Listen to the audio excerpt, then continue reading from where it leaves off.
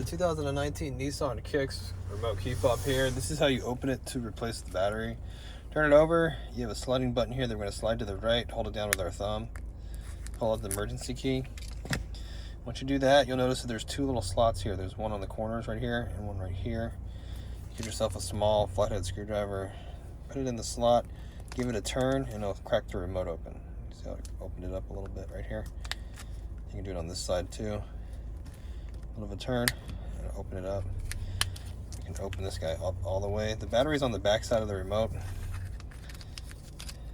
What you can do is go to this slot right here.